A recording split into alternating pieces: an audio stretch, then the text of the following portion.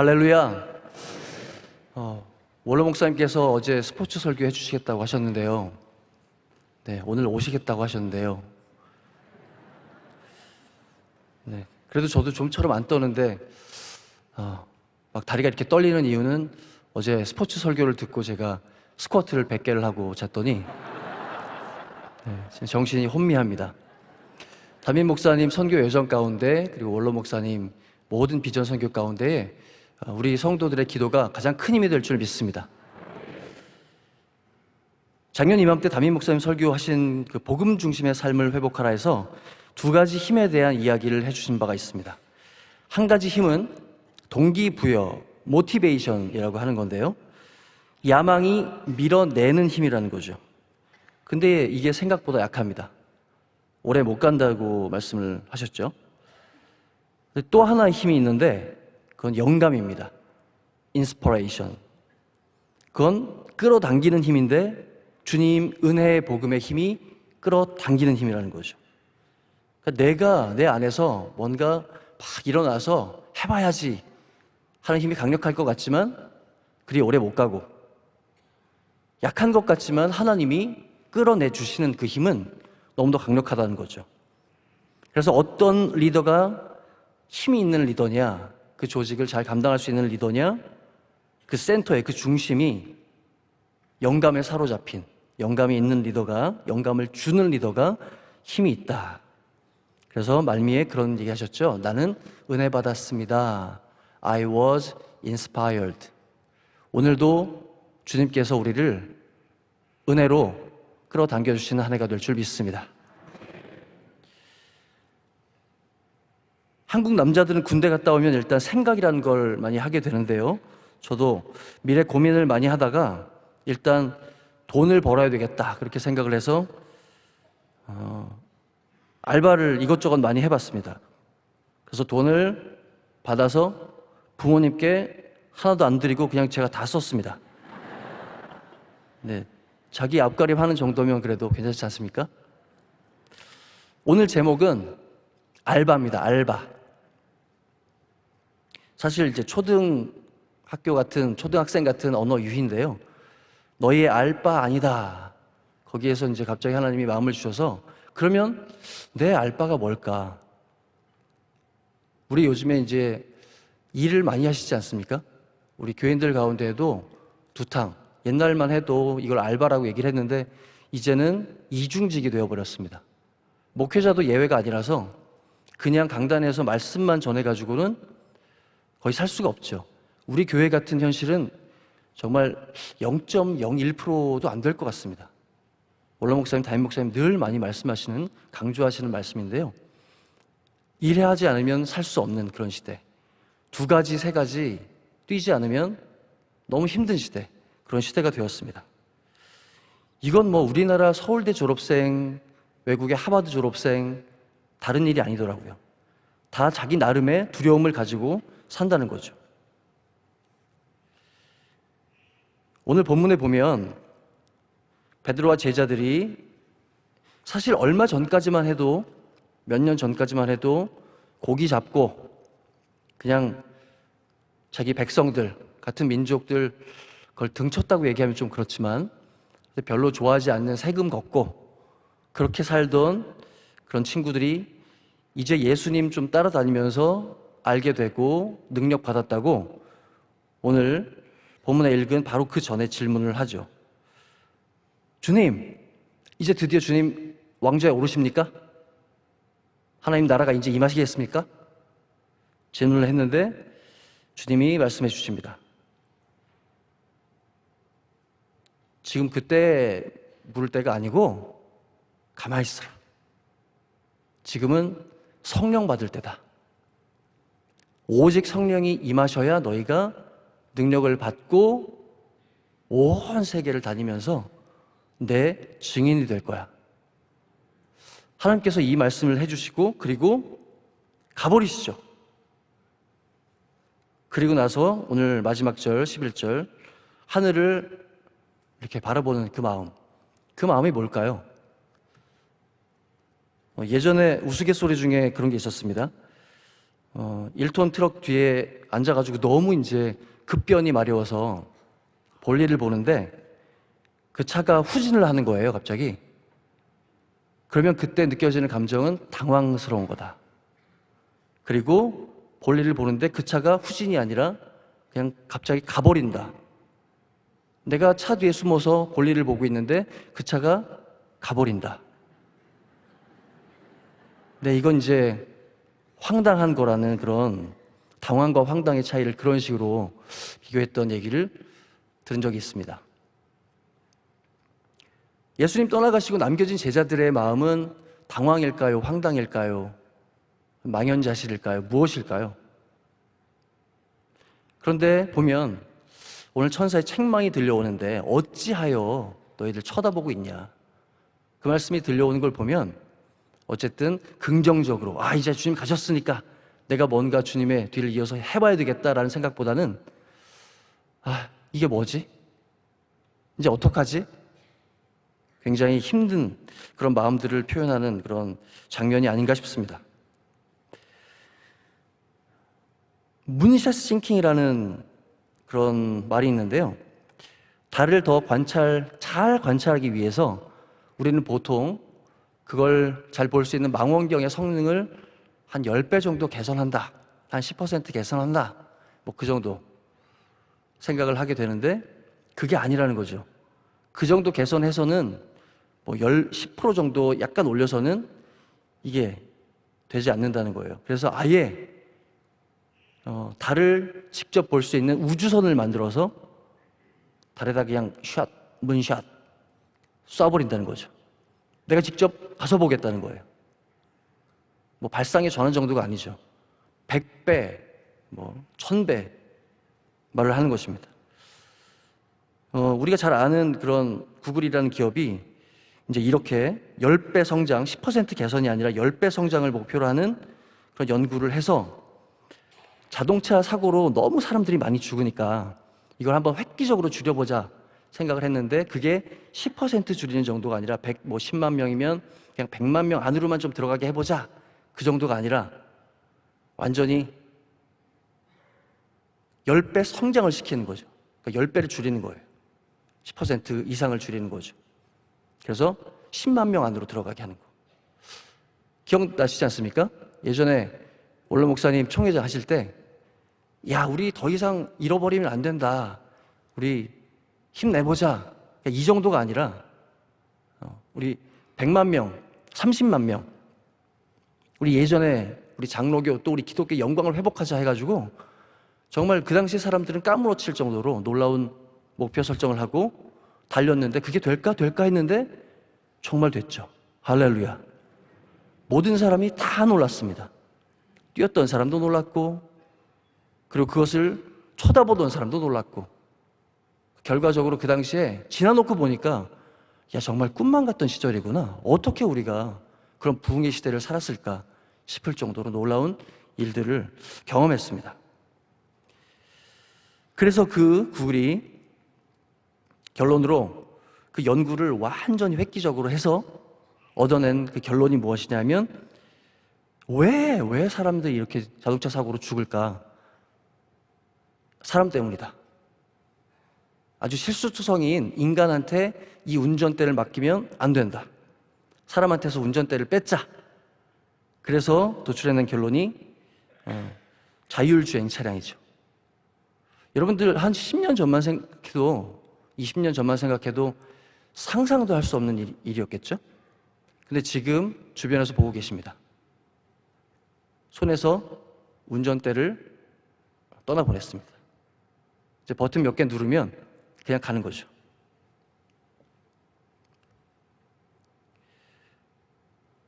우리는 내가 하겠다고 호기롭게 덤빌 때가 많지만 우리 주님께서는 내 한계를 아시고 사실 구약시대만 해도 선지자를 보내서 말씀하시고 많은 기적과 이사를 통해서 말씀하셨지만 그래도 우리가 못 알아들으니까 드디어 2000년 전에 그의 아들 예수 그리스도를 이 땅에 문샷 쏘신 거죠.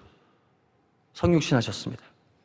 그냥 말씀으로만 하시면 왜 안 됐겠습니까? 그 전능하신 하나님께서 근데 주님께서 말씀이 육신이 되셔서 친히 사랑으로 우리 가운데 오셨죠. 죄인인 나를 위해서 직접 성육신 하시고, 또 겁쟁이, 말만 아주 용감한 도망자 베드로에게 또 성령 충만을 주십니다. 우리는 조급해서 자꾸 이때입니까? 주님 이때 은혜 주시겠습니까? 이때 나를 좀 부자 만들어 주시겠습니까? 이때 성공을 주시겠습니까? 라고 자꾸 묻지만 주님은 네가 뭔 상관이냐고, 오직 해야 될 일은 성령 받는 거라고. 성령이 임해야 너희들이 능력 받고 내 증인이 될 수 있다고 말씀을 하시는 거죠. 그러기 위해서 해야 될 일이 하나 있는데, 오직 내가 할 일은 기다리는 거죠. 기다려서 주님이 주시는 성령 세례를 받는 것이 내가 할 일입니다. 절 써주셔서 감사하게도 제가 이런저런 많은 사역의 경험들을 하는데, 비서로 저를 불러주셨을 때 원로 목사님께 제일 많이 들었던 말씀이 있습니다. 뭘까요? 가만히 있어! 다들 공감하시죠? 네. 목사님 비서인데요. 네. 일을 해야 되는데요. 가만히 있어! 가만히 있어. 그분의 음성이 들려오는 것 같습니다. 가만히 있어. 하나님의 나라는 성령 세례를 받아서 능력을 받고, 그리고 주님의 증인된 나를 통해서 이루시는 그런 나라입니다. 절대 내가 경험이 있다고, 내가 힘이 있다고 막 나가서 까불고 그렇게 이루는 나라가 아닌 것이죠. 시작도 주님이 하시고, 이끌어가는 것도 주님이 이끌어 가시고, 이루시는 것도 주님이 하실 줄 믿습니다. 스타크라는 그런 종교 사회학자가 쓴 기독교의 발흥이라는 책에서 그런 얘기를 했어요. 기독교가 어떻게 그 초기 교회 시대에 전 세계적인 종교가 될 수 있었을까? 선교사적으로 이제 한번 탐구를 해본 거죠. 이해가 안 되잖아요. 그죠? 그 작고 작은 민족의 소수인 종교가 어떻게 전 세계를 뒤덮었을까? 그냥 정말 하나님이 짠 능력 주셔가지고 가가지고 막 선교하고 복음 증거하고 그렇게 됐을까? 생각을 했는데 놀라운 비밀이 있다는 거예요. 이 책을 1996년도에 썼는데 우리나라는 20년이 지나서 나왔습니다. 나와서 그게 이제 2016년도인데 우리나라에 나온 게, 그 다음에 이제 3년, 4년 지나서 코로나가 터졌잖아요. 그래서 이 책이 그냥 완전하게 뜬 거예요. 전 세계적으로, 또 우리나라에서도 물론이고. 그 당시에 세계적인, 전 세계적인 역병이 굉장히 자주 일어났는데, 어떤 주기적으로 일어났는데, 그때마다 최소 로마 인구 4분의 1에서 3분의 1이 다 죽어나갔다는 거예요. 그럼 사회가 붕괴되겠죠. 근데 그때 기독교인들은 어떻게 했느냐? 여태까지 예수님의 사랑합니다 형제님, 자매님, 우리 잘 믿읍시다, 우리 천국 갑시다, 그런 얘기를 계속했던 그 사람들이 어떻게 행동을 했느냐? 너무 잘 대처했다는 거죠. 삶과 죽음의 의미를 아주 탁월하게 설명을 했는데, 그것을 바로 섬김으로 설명했다는 거예요. 할 수 있는 게 그렇게 많지는 않았지만, 보통 사람들은 역병이 일어나면 다 도망가고, 제일 먼저 한 일들이 역병에 걸린 자기 종들 다 내치고 식구들 다 보내버리고 혼자 살겠다고, 그렇게 한 게 그 당시에 평균인데, 뭐 지금 우리라도 누군들 안 그렇겠습니까? 근데 그 당시에 예수 믿는 사람들만 오히려 그들 곁으로 가주고 같이 기도해주고 물과 음식을 제공해주고 그렇게 그들과 함께 했다는 거죠. 말이 필요 없는 탁월한 설명이 되었다는 것입니다. 결과적으로 그 데이터를 이제 조사를 해봤는데, 서로 사랑하고 섬겼던 그 기독교인들의 생존율이, 우리 왜 뭐 MK라고 얘기하기도 하고 그렇잖아요. 그렇게 했던 그 사람들이 역병 걸린 사람들 가까이 갔는데 걸려서 더 빨리 죽지 않았을까? 아니요. 오히려 더 애 많이 낳고 더 부흥하고 번성했던, 주변의 모든 사람들의 정말 부러움을 한 몸에 받았던, 그래서 나도 교회 갈래, 나도 예수 믿자. 그런 종교가 예수 믿는 종교였으면 나도 간다. 할렐루야. 이렇게 번성해서 지금까지 잘 살고 있다는 그런 말씀이죠. 그게 가능해? 라고 묻는 세상의 질문에 대해서 교회 공동체는 확실하게 믿음과 소망과 사랑을 보여주었다는 말씀입니다. 어제 장례식장에서 만난 장로님, 제가 장례식장, 요즘 이제 알고 계시죠? 대신방 기간이라서 지금 사실 여기서 서서 이렇게 설교하지만 지금 제가 몸 안에 있는지 몸 밖에 있는지 꿈인지 생신지 약간 그런 몽환스러운 그런 느낌이 없지 않습니다. 어제 새벽에 안내를 서고 그리고 대신방을 다 감당하고 그리고 논산으로 장례식장을 달려가서 와서 저녁 예배 드리고 말씀에 충만하게 은혜 받고 스쿼트 100개 하고 그리고 새벽에 잠이 옵니까? 그리고 하여튼 이렇게 나와 섰는데 그렇게 바쁜 이건 뭐 다 담임 목사님 닮아서 담임 목사님 하시는 대로 어떻게 100분의 1이라도 쫓아가려고 애쓰는 몸짓이죠. 그런데 그 장례식장에서 만난 장로님이 그 말씀 하시는 거예요.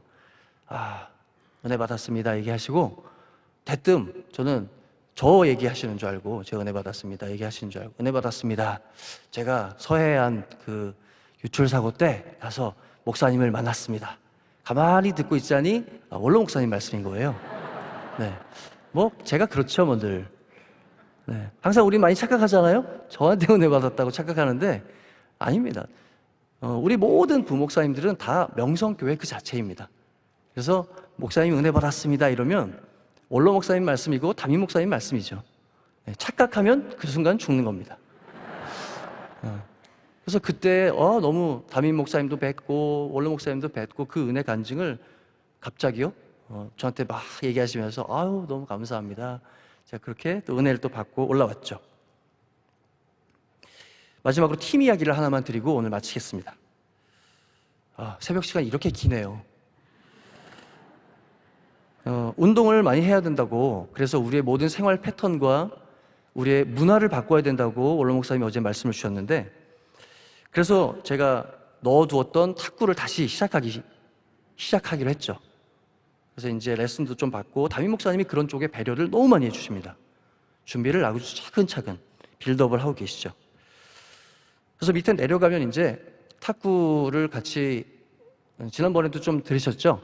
탁구를 쳐서 담임 목사님을 얼마나 힘들게 했는지 또 담임 목사님이 얼마나 우리를 또 사랑하시는지 그런 얘기들을 많이 들었는데 담임 목사님과 편을 먹으면 좋은 점이 있습니다. 담임 목사님이 우리 가운데 제일 잘 치시거든요. 그러니까 마음이 일단 든든한 거예요. 일단 가끔은 뭐 실수하면 왜? 뭐 이런 얘기를 가끔 듣기도 하지만 눈빛 레이저를 받기도 하지만 그건 뭐 아주 작은 일이고 일단 마음이 너무 든든해요. 왜냐하면 우린 이길 거니까. 근데 그게 정말 여러분들이 뭐 담임 목사님 농반으로 이제 하셔서 그렇게 들으시는데 담임 목사님은 정말 운동을 잘 하십니다. 원로 목사님께서 그 승부 구성과 또 어떤 그런 기본적인 스킬 그런 것들을 다 물려주셨어요. 그래서 농구면 농구, 또 뭐 탁구면 탁구, 축구, 구기 종목은 정말 빠진 게 없습니다. 그래서 이게 진실이라는 걸 아시고, 근데 같이 치면, 항상 이제 잘하려고, 아니, 그냥 누가 안 되려고, 패 안 끼치려고 이제 하는 그런 것들이 있거든요. 그럴 때마다 들려주시는 말씀은, 괜찮아, 괜찮아. 잘했어, 잘했어. 그냥 넘기기만 해. 내가 도와줄게. 2016년도에 리우 올림픽이 있었죠. 그때 400m 남자 계주 경기가 있었는데 그때 기적과 같은 이야기가 하나 있습니다. 그때 금메달은 우사인 볼트가 속해 있었던 자메이카 팀이 가져갔고요. 은메달을 누가 땄을까요? 뭐 다 잘 아시듯이 미국 아니겠습니까? 그런데 기가 막히게도 미국은 탈락을 하고요. 은메달을 정말 실력으로 일본 팀이 가져갔습니다. 근데 일본 팀의 비결이 무엇이었냐면 모든 다른 팀은 항상 언더핸드로 이걸 받았대요. 이렇게 아시죠? 이렇게 봤는데 이게 왜 언더핸드 패스가 좋냐면 이거는 실수율이 적다는 거예요. 그래서 모든 사람들이 일단 달리는 게 중요하지 뭐 그거 뭐 조금 뭐 한다고 뭐 큰일 나냐. 그래서 그냥 기본으로 다 했는데 이 일본 팀은 선택한 패싱 방법이 오버핸드라는 거예요. 이렇게 해서 이렇게 짚는 거죠. 이렇게 그냥 넘겨주는 거 받는 게 아니라 둘이 같이 합을 맞춰서 탁. 근데 이거는 되기만 되면 너무 좋은데 실패율이 너무 많다는 거죠. 그래서 그 전까지 어느 팀도 감히 올림픽에 방법을 사용할 생각을 엄두를 못 냈는데 리오 올림픽에서 일본 팀이 그렇게 해냈다는 거예요. 결국 은메달의 영광을. 더 이건 뭐 사족인데 2020년도에 도쿄올림픽 때 그래서 얘네들이 금메달 따겠구나 생각했는데 그 바통을 놓쳐서 실격했대요. 뭐 아니면 도죠. 아시아인은 쉽지 않습니다. 교회는 팀입니다. 예수님이 승천하신 후에 제자들이 기도하고 제일 먼저 한 일은 팀을 정비하는 일이었죠. 12제자 나도 저 안에 좀 속했으면 좋겠다. 근데 과연 그 일이 가능할까? 그런데 신비하게도 하나님이 그 일을 가능케 하셨죠. 유다는 떨어져 나가고 마띠아가 새로운 팀원으로 들어갑니다. 오늘도 거칠고 혼란스러운 세상 그 한가운데에서 서 있는 우리에게 성령님께서 들려주시는 음성이 있습니다. 가만히 있어. 넘기기만 해. 괜찮아. 잘했어. 내가 도와줄게. 내가 이기게 할게. 내가 지금 사는 것 주님의 크신 은혜요. 주를 믿게 된 것은 더욱 크신 은혜라. 답답할 때 기도로 쓰러질 때 손길로 어루만져 주시니 주여 감사합니다.